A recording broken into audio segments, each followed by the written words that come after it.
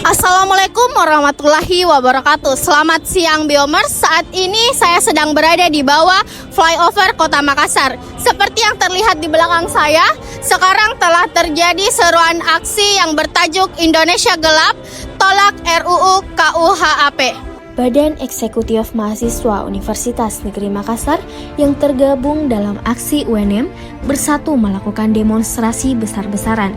Aksi ini merupakan bentuk protes dan penolakan terhadap RUU KUHP. Adapun topik yang diangkat yaitu Indonesia Gelap, Tolak RUU KUHP.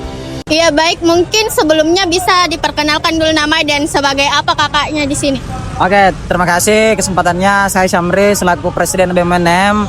Kita hari ini menggelar aksi demonstrasi sebagai bentuk perhatian melihat kondisi negara yang semakin hari semakin gelap.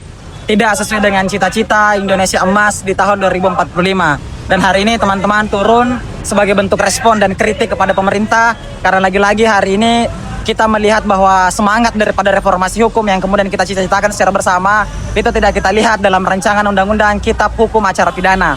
Nah, kita melihat bahwa hari ini ternyata masih banyak pasal-pasal yang bermasalah dalam rancangan undang-undang ini. Di luar daripada itu, proses yang kemudian tergesa-gesa dan tidak transparan, seolah-olah tertutup, tidak ingin ada partisipasi publik, itu kemudian mencederai daripada aturan pembentukan aturan perundang-undangan. Karena perlu ada partisipasi yang bermakna daripada masyarakat. Dengan isu turunan yang pertama, yaitu tidak ada partisipan aktif masyarakat.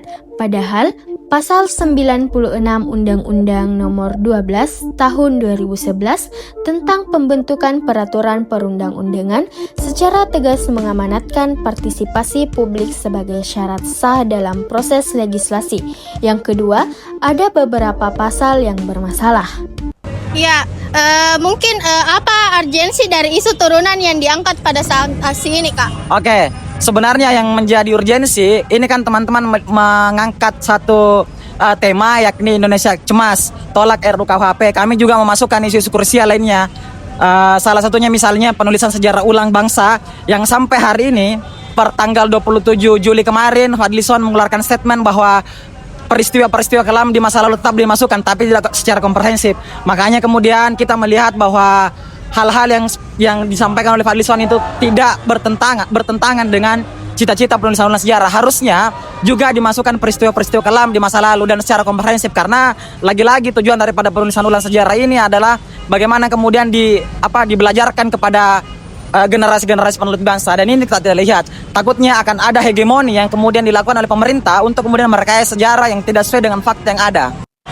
Iya, itu tadi cuplikan seruan aksi dari mahasiswa UNM. Saya Alifa Sakia Syam, pamit undur diri dan salam Persma. Assalamualaikum warahmatullahi wabarakatuh.